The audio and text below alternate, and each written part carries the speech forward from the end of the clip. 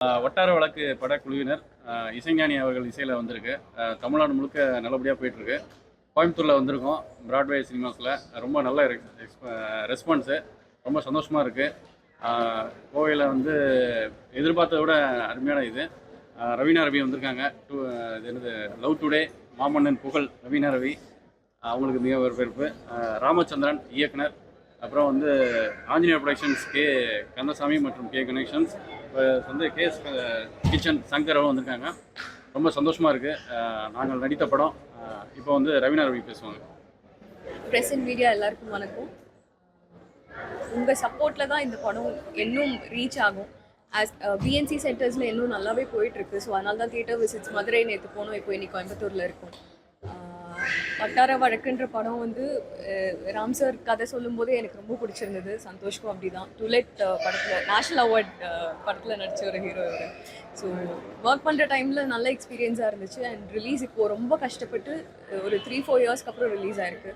And Ilaiyaraaja sir தான் இதோட back போனே சொல்லப்போனால். ஸோ அவரோட படத்தில் எங்களோட ஜென்ரேஷனில் இருக்கிற ஒரு ஆர்டிஸ்ட் வந்து நடிக்கிறதுன்றதே, அவரோட பேக்ரவுண்ட் ஸ்கோரில் அவரோட சாங்ஸில் இருக்கிறதே ஒரு பெரிய விஷயம்.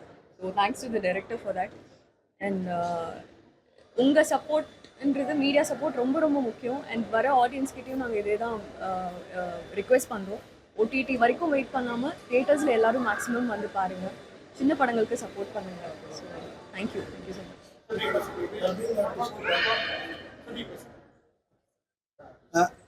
மீடியா பீப்புள் எல்லாருக்கும் ஒரு பெரிய நன்றி, வணக்கம். என்னன்னா ஒரு ஒரு 15க்கும் மேற்பட்ட மீடியா பீப்புள் வந்துருக்கீங்க. அதுக்கு பெரிய நன்றி சொல்லிக்கிறோம். என்னென்னா நாங்கள் ஒரு சின்ன பட்ஜெட்டில் எடுத்த படம், ரொம்ப கஷ்டப்பட்டு ஒரு டீம் ஒர்க்காக செயல்பட்டு எடுத்திருக்கோம். அதில் வந்து ஒரு சின்ன வெளியீட்டு டைமில் ஒரு சின்ன அதாவது ஒரு ஒரு முக்கியமான பொருள் தொலைஞ்ச மாதிரி. அதாவது 29ஆம் தேதி கேப்டன் தவறுனது. அதனால் எங்களுக்கு மீடியா சப்போர்ட்டு அங்கே தவறிடுச்சு. எங்களுக்கு ஒரு இத்தனை வருஷம் போராட்டமாக ஆன ஒரு போராட்டங்களுக்கு பிறகு படம் வெளியாகும்போது எந்த ஒரு படத்துக்குமே வந்து அந்த மீடியா சப்போர்ட்டுன்னு ஒன்று இல்லைன்னா அந்த படம் வந்து கிட்டத்தட்ட தொலைஞ்ச மாதிரி தான் வந்து. இப்போ வந்து அதான் மீடியாவோட சப்போர்ட்டு யதார்த்தமாக தொலைஞ்ச இடத்துல தான் தேடன்ற மாதிரி திரும்ப 15க்கு மேற்பட்ட மீடியா வந்துருக்கீங்க. எனக்கு இப்போ புது நம்பிக்கை அழுத்தமாக எனக்கு வந்துருச்சு. ஏன்னா வர படம் பார்த்துட்டு வர்ற ஆடியன்ஸ்கிட்ட நீங்கள் கேட்டிங்கனாலே இந்த படத்தை பற்றி உங்களுக்கு தெளிவாக சொல்லுவாங்க. ஒரு ஒரு ஒரு ஒரு ஹெல்ப்பாலாம் கேட்க மாட்டேன் உங்கள்கிட்ட. உரிமையாக ஒரு விஷயம் நான் கேட்டுக்கிறேன். என்னென்னா படம் பிடிச்சிருந்துச்சுன்னா நிச்சயமாக உங்கள் சப்போர்ட்டும் எனக்கு வேணும். அது ஆடியன்ஸில் நீங்கள் கேட்டுக்கிட்டு படம் பிடிச்சிருச்சுன்னா எனக்கு அந்த சப்போர்ட்டை நீங்கள் கட்டாயம் நீங்கள் எனக்கு பண்ணணும். அதுக்காக தான் இந்த கோயம்புத்தூருக்கு நான் உங்களை தேடி வந்திருக்கேன். இதுக்கு முன்னாடி அந்த கடந்த 4 நாள் விளம்பரமே இல்லாமல் ஒரு 21 சென்ட்ரு மதுரையில் போட்டோம். அது நல்லா போய்கிட்டுருக்கு. கோயம்புத்தூரில் சில சென்டர்களில் அப்படி தொடர்ச்சியாக இது வரைக்கும் போய்கிட்டு இருக்கு. இப்போ உங்களோட பார்வை இதில் பட்டுச்சுன்னா, ஏன்னா உங்கள் பார்வை பட்டதுனால மட்டும்தான் முள்ளும் மலரும் படத்துலேருந்து, சேதுலேருந்து, அழகி, இப்போது சுப்பிரமணியபுரம், ஆட்டோகிராஃபு எல்லாமே உங்களோட பார்வையில் மட்டும்தான், அந்த விமர்சனங்களால் மட்டும்தான் அந்த படங்கள் அடையாளம் காணப்பட்டுச்சு. அந்த வரிசையில் ஏன்னா நாங்களாம் வந்து எதுவுமே செஞ்சிட முடியாது. நீங்கள் ஒரு வார்த்தை வெளியில் அதோட நிஜமான விமர்சனத்தை சொல்லிட்டீங்கன்னா அது ஆட்டோமேட்டிக்காக தமிழகம் வந்து எதிரொலிக்க ஆரம்பிச்சிடும்.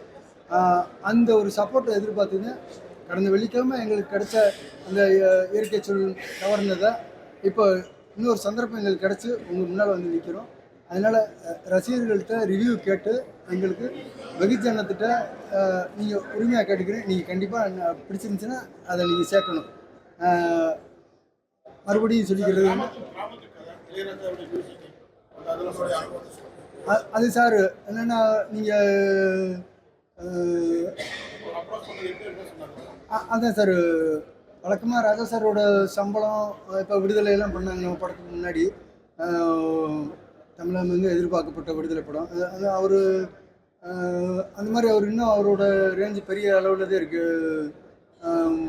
இப்போ நான் என்னைய மாதிரி ஆளுக்கு நான் உள்ளே போகிறது மட்டும்தான் எனக்கு கஷ்டமாக இருந்துச்சு. என்னன்னா உள்ளே போகிறதுனா மேனேஜரு பெரிய டீம்லாம் இருப்பாங்க. இந்த போகிறது மட்டுமே சாரோட நண்பர்களோட அறிமுகத்தோட போனேன்.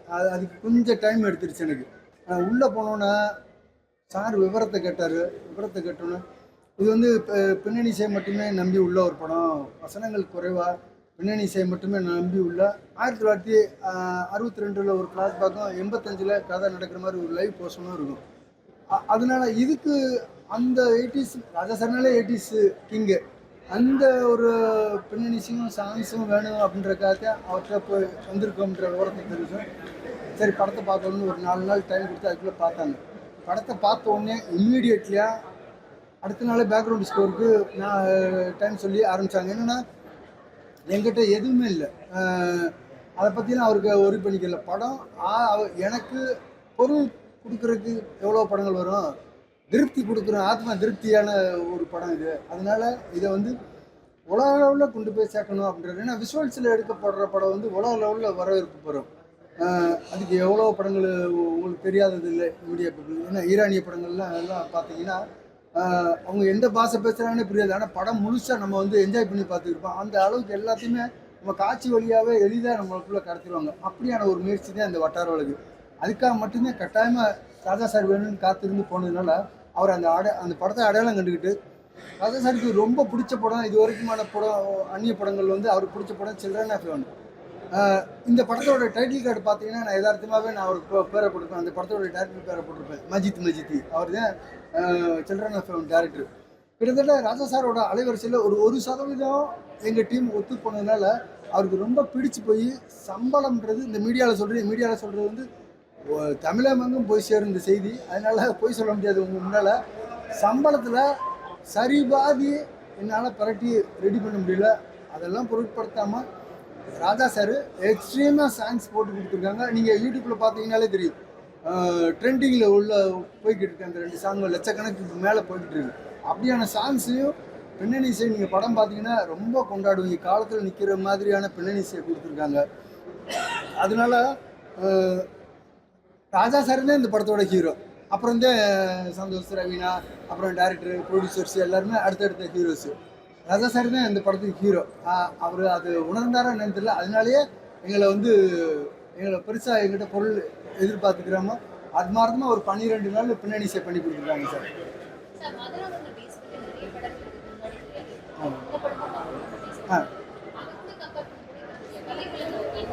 ஓகே மேடம், ரொம்ப ரொம்ப சிறப்பான கேள்வி, சந்தோஷமாக இருக்குது. என்னென்னா மதுரையில் வந்து ஸ்லாங்குன்ற ஒரு விஷயம், அது வந்து இதுக்கு முன்னாடி வந்த மதுரை படங்கள்லாம் நல்லா பார்த்தீங்கன்னா எனக்கு தெரிஞ்ச வரைக்கும் நான் அந்த ஊரில் ஒரு இத்தனை வருஷம் இருந்து வளர்ந்து இப்போ வரைக்கும் அங்கேயே இருக்கிறதுனால சொல்கிறேன். எனக்கு தெரிஞ்சு மதுரை ஸ்லாங்கில் வந்து ஒரு அக்மார்க்காக வந்த படம் வந்து காதல்னு ஒரு படம் இருந்துச்சு. அப்புறம் விருமாண்டியில் ஒரு முயற்சி இருந்துச்சு. நான் வந்து அவங்கெல்லாம் வந்து என் ஊருக்காரங்கள்ல, ஆனால் நான் அந்த ஊருக்காரன். இதில் நான் வித்தியாசம் காட்டணும் அப்படின்னு நான் ட்ரை பண்ணும்போது நான் கூர்ந்து பார்க்கும்போது என்னென்னா ஒரு மதுரை ஸ்லாங்னா ஒரு ஃப்ளேவர் அப்படின்ட்டு அவங்க எல்லோரும் பண்ணியிருக்காங்க. மதுரை ஸ்லாங்குக்குள்ளேயே ஒரு ஆணுக்கு ஒரு பெண்ணுக்கு எல்லாத்துக்கும் அந்த ஃப்ளேவர் மாறும், ஒரு சின்ன பெண்ணுக்கு ஃப்ளேவர் மாறும், ஒரு பெரிய வயசான ஆளுக்கு, ஒரு ஹீரோவுக்கு, ஒரு இளவட்ட பையன் ஒரு 30 வயசு ஆளுக்கு மாறும். அது பூரா நீங்கள் இந்த படத்தில் போய் பார்த்தீங்கன்னா எல்லாரும் ஒரே ஃப்ளேவரில் பேசியிருக்க மாட்டாங்க. மற்ற மதுரை படங்கள் மாதிரி ஒரே ஃப்ளேவரில் பேசியிருக்க மாட்டாங்க. எல்லாருக்கும் ஒரு சின்ன சின்ன தனித்துவம் மாறுபட்டிருக்கும் அந்த மதுரை ஸ்லாங்லேயே. அது அந்த அந்த அந்த சின்ன நுணுக்கத்தை இந்த படத்தில் ட்ரை பண்ணியிருக்கோம். அதை நீங்கள் படம் பார்த்தீங்கனாலே அதை நீங்கள் உணரலாம். அதுதான் மற்ற படத்துலேயும் நம்ம படத்துக்கு உள்ள வித்தியாசம். இன்னொரு விஷயம், இந்த படத்தில் வந்து 2 விஷயம் இந்த படத்தில் திரைக்கதையில் பேக் போனால் ட்ராவல் ஆகும். ஒன்று இந்த படத்தில் பகைன்னு ஒரு விஷயம், இன்னொன்று காதல்னு ஒரு விஷயம். இந்த 2 விஷயமும் மற்ற மதுரை படங்களில் இதுக்கு முன்னாடி இருந்திருக்காது. அதெல்லாம் பெரிய பொருட்பொருள் செலவில் எடுத்துருந்தாங்க. ஆனால் அதெல்லாம் தாண்டி அந்த கண்டென்ட்டு தான் பெரிய எங்களுக்கு வேல்யூவானது. இந்த காதல் பகையில் உள்ள வித்தியாசத்தையும் சொல்லிடு. படம் வெளியாகிடுச்சு, இப்போ அதை சொல்லலாம். அதை சொன்னால் அது படத்துக்கு சப்போர்ட்டிவாக இருக்குன்றதுக்காக. காதல் வந்து படத்தில் வந்து ஹீரோயினி கடைசி வரைக்கும் பேசியிருக்கவே மாட்டாங்க. இப்போ காதல் கோட்டை படத்தில் எப்படி பார்த்துருக்கவே மாட்டாங்களோ அது மாதிரி இந்த படத்தில் ஹீரோயினி கடைசி வரைக்கும் பேசியிருக்கவே மாட்டாங்க. ஆனால் அவங்க போர்ஷன் எங்கே இருந்து ஆரம்பிக்கணும், அவங்களோட 8 வயசுலேருந்து ஆரம்பிக்கும். 8 வயசுலேருந்து அவங்களோட ஒரு அந்த டீனேஜ் அது வரைக்கும் அந்த காதல் ட்ராவல் ஆகும். நீங்கள் பேசிக்கிறாமலே இருக்கும் அந்த காதல். அது வந்து நம்ம இதுக்கு முன்னாடி சினிமாவில் இந்த முயற்சி இல்லைன்னு நான் நம்புகிறேன் சார். டப்பிங் ஆர்டிஸ்ட் வந்திருக்கீங்க, அதுக்கும் இருக்கும் எப்படி நீங்கள் லைவாக நடிக்கிறது ஒரு எக்ஸ்பீரியன்ஸ்? இந்த படத்துக்கு கேட்குறீங்க? பொதுவாக ஜென்ரலி அது பெரிய டிஃப்ரென்ஸ் இருக்கா சார்? நானே தானே எனக்கு டப் பண்ணுறேன். ஸோ ஆக்டிங் நடிக்க வரும்போது பாடி லாங்குவேஜ் இந்த டிஃப்ரென்ஸ் இருக்கும். ஸ்டுடியோவில் நம்ம வெறும் ஸ்க்ரீன் இருக்கும், மைக் இருக்கும், கோ ஆர்டிஸ்ட் யாருமே இருக்க மாட்டாங்க, வேறு எதுவுமே இருக்காது. ஆனால் ஆக்டிங் வரும்போது ஒரு 100% பேக்கேஜ். பிகாஸ் ஒரு லைட்டிங்கோ ஒரு கோ ஆர்டிஸ்ட்டோ நம்ம பார்க்குற விதமோ காஸ்டியூம்லேருந்து எல்லாமே அந்த கேரக்டருக்கு 100% இருக்கும். ஸோ ஆக்டிங் டப்பிங் வரும்போது வேற ஒரு ஆர்டிஸ்ட் பேசுனதுக்கு நம்ம அவங்க 50% நடிச்சிருக்காங்க, 50% நாங்கள் வாய்ஸில் எக்ஸ்பிரஸ் பண்ணுறோம். இந்த படத்துக்கு எனக்கு ஸ்லாங் ரொம்ப கஷ்டமாக இருந்தது. அது டைரக்டர் தான் ஃபுல் அண்ட் ஃபுல் ஹெல்ப் பண்ணார். பிகாஸ் நார்மல் மதுரை ஸ்லாங்கை விட இன்னும் ரொம்ப இன்டீரியர் சில வேர்ட்ஸ்லாம் எனக்கு மீனிங் இப்போ வரைக்கும் எனக்கு ஞாபகம் இருக்காது. ஸோ அந்த வேர்ட்ஸ் எல்லாமே டைரக்டர் தான் சொல்லி அந்த ஸ்லாங் எல்லாம் கற்றுக் கொடுத்தாரு.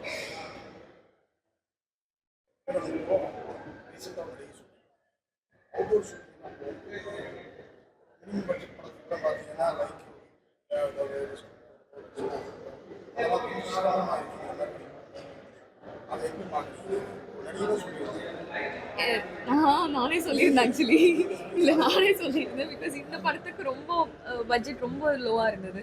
அண்ட் அந்த மாதிரி கேரவான்க்கோ இல்லை ஹோட்டல்ஸ்க்கோ அந்த பட்ஜெட் ஒதுக்க முடியாது. பிகாஸ் படமே ரொம்ப கஷ்டப்பட்டு தான் எடுத்துகிட்டு இருந்தாங்க. ஃபஸ்ட்டு ஒரு வாரம் கஷ்டமாக இருந்துச்சு, அதுக்கப்புறம் அது பழகிடுச்சு. பட் எனக்கு இந்த படத்தை பொறுத்த வரைக்கும் பாடி நான் வந்து Chennai born and brought based எல்லாமே சென்னை தான். ஸோ மதுரை ஸ்லாங் தாண்டி பாடி லாங்குவேஜ்னு ஒரு விஷயம் இருக்குல்ல. அந்த ஊரில் இருக்கிற சின்ன குழந்தைங்கள்லேருந்து லேடிஸ்லேருந்து வயசானவங்க எல்லாருக்குமே ஒரு டிஃப்ரெண்ட் பாடி லாங்குவேஜ் இருக்கும். அவங்க பேசுகிற விதம், அவங்க பார்க்குற விதம், டக்கு டக்குன்னு மனசில் எதுவுமே யோசிக்க மாட்டாங்க, டப்புன்னு சொல்லிடுவாங்க. எல்லாத்தையும் ஃபில்டர் பண்ணுறது விஷயமே கிடையாது. ரொம்ப இன்னசென்ட்டாக அது ப்ராப்பராக போல்டாகவும் இருக்கும். ஸோ அந்த மாதிரி விஷயங்கள்லாம் வந்து எனக்கு கேரவான் இல்லாதனாலையோ இல்லை ஹோட்டல் இல்லாதனாலையோ நான் அந்த ஊர்லேயே ஃபுல்லாக இருந்தேன். அண்ட் சாப்பாடு விஷயத்துலேருந்து சரி, டெய்லி ஒரு வீட்டிலேருந்து சாப்பாடு வரும். அதெல்லாம் நான் ரொம்ப விரும்பி தான் இருந்தேன், என்ஜாய் பண்ணேன். அந்த ஒரு 10, 20, 30 டேஸ் இருந்திருக்கும் ஷூட். ஸோ அது கம்ஃபர்ட்ன்றதை தாண்டி எனக்கு இந்த படத்துக்கு அது யூஸ்ஃபுல்லாக இருந்துச்சு. அது ஒரு ஹோம்ஒர்க் மாதிரி தான், ரொம்ப அப்சர்வ் பண்ண வேண்டிய ஒரு விஷயம் தான் இந்த பாடி லாங்குவேஜ்லாம். ஸோ அது எனக்கு யூஸ்ஃபுல்லாக இருந்தது. But at the same time comfort விட்டு கொடுக்குறோன்ற அது ஒரு சில ஷார்ட்ஸ்லாம் எடுக்கும்போது ஐ திங்க் சில ஏரியாஸில் வாஷ்ரூம் கூட இல்லைல்ல ஆக்சுவலி நாங்கள் போகும்போது. ஸோ அந்த மாதிரி விஷயங்கள்லாம் கொஞ்சம் அன்கம்ஃபர்டபுளாக தான் இருக்கும்.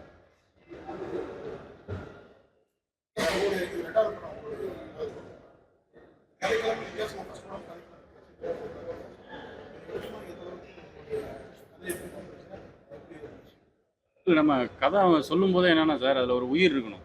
படம் வெறும் பிளாஸ்டிக்காக இல்லாமல் கமர்ஷியலாக இல்லாமல் அது நல்லா இருக்குது, ஒரு உணர்வுபூர்வமாக இருந்ததுன்னா அந்த படம் நிச்சயம் வெற்றி பெறும். அப்படி இருக்கிறதுனால என்னென்னா, கதை சொல்லும்போது நல்லா இருந்துச்சு. இப்போ அவங்க ரவீனா சொன்ன மாதிரி இவங்க எல்லாமே வந்து என்னென்னா, ஏன்னா ராமச்சந்திரன் அவர் ப்ரொடியூசர் டைரக்டரை முன்னாடியே அவருக்கு பழக்கம் கிடையாது. இப்போ இவங்க ஆஞ்சநேயா பிக்சர்ஸ் வந்திருக்காங்க, கே சங்கர்லாம் வந்திருக்காங்கன்னா அந்த கதை அவரோட உண்மையான உழைப்பு இசைஞானி இதெல்லாம் பார்க்கும்போது தான் இதில் இறங்குனது என்னன்ட்டு. ஸோ ஒரு கதை நல்லா இருந்துச்சுன்னா நிச்சயம் அந்த படம் வந்து மக்களால் பேசப்படும், நிச்சயம் வெற்றி பெறும். ஸோ கதைக்காக தான் இந்த படங்களை நாங்கள் பண்ணது எல்லாமே வந்து. வட்டார வழக்கு சார். இப்போ மதுரை மேற்கில் உள்ள ஒரு குக்கிராம வாழ்வியல், அங்கே மற்ற இடங்களுக்கும் அவங்களுக்கும் கொஞ்சம் வித்தியாசம் இருக்குது எல்லாமே. இப்போ படத்தில் பார்த்தீங்கன்னா எல்லாருமே இது 85ல் நடந்த ஸ்டோரினால யாருமே செருப்பு போட்டிருக்க மாட்டாங்க. அந்த அந்த டைமில் அப்படி தான் இருந்தாங்க. யாராவது ரேராக ஏதாவது ஸ்கூலுக்கோ இல்லை போலீஸ் ஸ்டேஷனோ இந்த முக்கியமான இடங்கள் போகும்போது மட்டும் பெரிய மனிதர்கள் மட்டுமே செருப்பு போடுவாங்க. அந்த மாதிரி அந்த அந்த செருப்பு போடுறதுலேருந்து அவங்களோட அந்த விவசாய வாழ்வியல் முறை, அவங்களோட காதல், அவங்களோட பகை, இப்போ ஹீரோயினி சொன்ன மாதிரி ஃபில்டர் பண்ண தெரியாது, எதுவாக இருந்தாலும் மனசில் பட்டுறது ஸ்ட்ரைட்டாக அந்த அந்த அந்த குக்கிராமத்துக்குள்ளே அப்படி ஸ்ட்ரைட்டாக டீல் பண்ணும்போது எப்படியெல்லாம் இருக்கும், அந்த ஃப்ளேவர் எப்படி இருக்கும், எல்லா உணர்வுகளும் எப்படி இருக்கும் அப்படிங்கிற ஒரு வழக்கத்தில் உள்ள ஒரு விஷயமும் படத்தில் ஒரு 62ல் ஒரு ஒரு ஒரு 2 குடும்பத்துக்குள்ள ஒரு மோட்டிவேஷன் ஏற்பட்டு ஒரு கொலை நடந்தது. அந்த கொலை ஒரு ஒரு முக்கியமான வழக்காகி 2 தலைமுறையாக அந்த வழக்கு பகையை வளர்த்து கொண்டு போய் அது என்னவா முடியுது அப்படின்னு. ஸோ அந்த ஒரு கொலை வழக்கும் ஒன்றும் வாழ்வியல் வழக்கும் ஒன்று, இந்த ரெண்டு ரீசனுக்காக தான் சார் வட்டார வழக்குன்னு வச்சுருக்கோம். பெரிய பெரிய பட்ஜெட்டுக்கு தான் நிறைய இம்பார்ட்டன்ஸ் நிறைய கொடுக்குறாங்க. இன்னொரு தைரியத்தை அந்த ஸ்ட்ரென்த்தோட உள்ள கொண்டு வரீங்க இந்த மாதிரி கதை. சின்ன பட்ஜெட்லாம் வரது ரொம்ப கஷ்டமா இருக்கு. படம் எப்படி எடுத்து கொண்டு வரீங்க? நிஜத்தை சொல்லணும்னா 2 பேரும் நம்பிக்கை சினிமா இது பண்ணுறோம். ஒன்று பத்திரிகையாளர்கள், இன்னொன்று பார்வையாளர்கள். ஏன்னா இது வந்து எவ்வளோ பெரிய சலாறு 2 வாரத்துக்கு முன்னாடி போகும்போது அது நல்லா இல்லைன்ட்டு சொல்லிட்டாங்க. இப்போ ஜனங்களுக்கு பிடிக்கல, அதை நீங்கள் விமர்சனம் பண்ணுறீங்க, அதுக்கு தீர்ப்பு எழுதப்பட்டிருக்கு. 2 பேரோட தீர்ப்பு தான். அது மாதிரி ஜனங்களுக்கு பிடிச்சிருக்கு, இதை நீங்கள் சப்போர்ட் பண்ணுறீங்கன்னா இதுக்கு தீர்ப்பு நல்ல தீர்ப்பு எழுதிருக்கீங்கன்னு அர்த்தம். இப்போ இதெல்லாம் பண்ணுறதுக்கான இது இந்த 2 பேர் தான் சார் சினிமாவோட ஜட்ஜு, நீதிபதிகள். ஒன்று பார்வையாளர்கள், இன்னொன்று பத்திரிகையாளர்கள். அதை நம்பி தான் சார். உங்களை திருப்திப்படுத்துறதுக்கான இல்லை, உங்களுக்கு தெரியாத சினிமாவா என்ன? நான் ஒரு சினிமா தான் பண்ணி வந்திருக்கேன். நீங்கள் ஒவ்வொரு வாரமும் 10 சினிமாவை நீங்கள் சந்திச்சுக்கிட்டு இருக்கீங்க. என்னை கூட உங்களுக்கு தான் பேர் அனுபவம் உண்டு.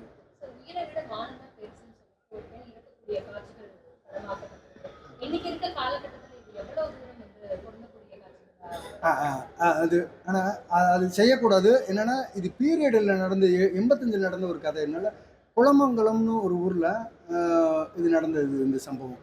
அந்த நீங்கள் பார்த்து உண்மை சம்பவம், அந்த விஷுவல்ஸில் வர்ற எல்லாமே அது. அதனால் ஒரு நிஜ சம்பவத்தை வந்து மாற்றக்கூடாதுன்னு ஒன்று. 2வது 85ல் மேக்ஸிமம் சென்சிட்டிவாக இருப்பாங்க. ஆமாம் ஆமாம் ஆமாம், அதுதான் சொல்கிறேன். அந்த அந்த பொண்ணோட ஆரம்ப காட்சியிலேயே சொல்லியிருப்பாள். ஒரு 4 பேர் நிற்கிற இடத்துல பொண்ணுங்களாக தான் இருக்கும். அப்போ ஒரு தாவணியை வலிக்கிட்டு ஒரு பொண்ணுக்கு கண்ணில் உத்தரம் கொடுக்கும்போது கோவப்படுவாள். இப்போ அரைங்குறைமா நின்றுட்டு ஒவ்வொருத்தருக்கு உணர்வு இருக்குங்களா. அது மாதிரி இந்த பொண்ணை பொறுத்தளவு நல்ல மேன்லியாக ஒரு வீரமாக இருக்கிற ஒரு பொண்ணு, அதே நேரத்தில் டிசிப்ளினாக இருக்க பொண்ணு, 10 பேருக்கு பாடம் எடுக்கணும், பாடம் சொல்லி கொடுக்கணும், இந்த மாதிரிலாம் உள்ள ஒரு பொண்ணு. சென்சிட்டிவ்ன்றது வந்து அந்த அந்த நேரம் நம்ம புத்தியை கடன் கொடுக்குறதுன்னு சொல்லுவாங்க. அது எல்லாருக்குமே காமன் தான். ஒரு சின்ன ஆளுலேருந்து பெரிய ஆள் வரைக்கும் அந்த காலகட்டத்தில் 85 காலகட்டத்தில் மதுரையில் மட்டும் இல்லை, தமிழ்நாட்டில் எனக்கு தெரிஞ்ச வரைக்கும் எல்லா இடத்துலையுமே பொண்ணுங்கன்னா எப்போவுமே உயர்வு தான். அப்போ வந்து ரொம்பவே உயர்வு. இப்போ வந்து நம்ம பொண்ணுங்க ஷார்ட்ஸ்லாம் போடுறாங்களே, அது தப்பு இல்லை, அது சௌகரியத்துக்காக போடுறாங்க. அப்போ வந்து சின்ன காலை கூட யாரும் பார்த்துட முடியாது. அந்த மாதிரி காலகட்டத்தில் வாழ்ந்த ஒரு பொண்ணு ஒரே வேடிக்கை பார்த்துருச்சுங்கும் போது அப்போ என்ன அப்படி பைய சொல்கிற பெரிய கவரிமான்னு சொல்லணும். அந்த ஹீரோயின் வந்து ஒரு கவரிமான் மாதிரி அப்படின்ட்டு இன்னொரு கேரக்டர் மென்ஷன் பண்ணுவாங்க. அந்த அளவுக்கு ஒரு டிசிப்ளினான ஒரு கேரக்டர் ஒரே வேடிக்கை பார்த்துருச்சுங்கும் போது உயிரை விட்டுறா. இதுதான் 85ல் இருந்துச்சு. ஒரு ஒரு ஒரு ஒரு மிஸ் ஸ்டாண்டிங்கோடு இருக்கிற பொண்ணாக இருந்தால் கூட அந்த வெளி உலகத்தில் ஒரு சின்ன தவறு ஏற்படும் போது அவங்களும் அப்படித்தான் இருந்தாங்க. பொண்ணுங்கன்னா அது உயர்வு தான், வசதி தான், ஆனை விட வசதி தான், வேல்யூபிளானவங்க அவங்க. அதனால தான் அவங்க அந்த அந்த அந்த முடிவு எடுத்துறாங்க. நம்ம இது லவ் டுடே வந்து க்ரோத் இருக்குது. அதாவது டப்பிங் போக ஆக்டிங் ப்ளஸ் கொடுக்குறாங்க. அடுத்த படம் மாமனே இன்னும் கொஞ்சம் பகத் பாசனோட கேமியோ இன்னும் கொஞ்சம் வேற மாதிரி. ஸோ அடுத்த க்ரோத்துக்கு தான் நம்ம போகிறோம். நீங்கள் எப்படி இந்த டீமுக்கு நம்ம எப்படி கொஞ்சம் பின்னாடி வருவோம்? ஒரு ஹீரோயினா ஏன்னா எல்லாமே அப்கமிங் சார் மட்டும் தான் சத்தியம். ப்ரொடியூசர் ஒரு மாதிரி இருந்தார், அவங்களா இருந்தார், டேரக்டருக்கு எப்படி? இல்லை, ஃபர்ஸ்ட் ஆஃப் ஆல் இது வந்து 2019ல் எடுத்த படம். செகண்ட் ஆஃப் ஆல் இது இப்போ எடுக்கிற இப்போ நான் சூஸ் பண்ணுற படமாக இருந்தாலும் சரி, இது நான் இன்னைக்கு பண்ணியிருந்த படமாக இருந்தாலும் கதை இப்படி இருக்குது. ஸ்டார் காஸ்ட்டோ இல்லை காஸ்ட்டோ இல்லை பட்ஜெட்டோ அது என்றைக்குமே என் மைண்டில் ஆனஸ்ட்டாக இருந்தது கிடையாது. இதுக்கு முன்னாடியும் நான் வந்து கிடாயின் கருணை மனு பண்ணியிருக்கேன், காவல்துறை உங்கள் நண்பன் பண்ணியிருக்கேன், ராக்கி பண்ணியிருக்கேன், விஷால் சாரோட படம் ஒன்று பண்ணியிருக்கேன், சிஸ்டர் ரோல் பண்ணியிருக்கேன். ஆனால் லவ் டுடே அண்ட் மாமன்னு என் ஸ்கேல் க்ரோத் ஜாஸ்தியாக இருந்தது. பிகாஸ் அது சூப்பர் ஹிட் மூவிஸ் ரெண்டுமே. அண்ட் இதுக்கு அடுத்து நான் வந்து ஒரு சின்ன பட்ஜெட் படம் பண்ணாலுமே அது எனக்கு கதை நல்லா இருக்கா, என்னோட கேரக்டர் நல்லா இருக்கா, அவ்வளோதான் நான் பார்ப்பேன். டசன்ட் மேட்டர் மற்ற விஷயங்கள் எல்லாமே லேட்டர் ஆன் தான். Thank you sir. ரொம்ப ரொம்ப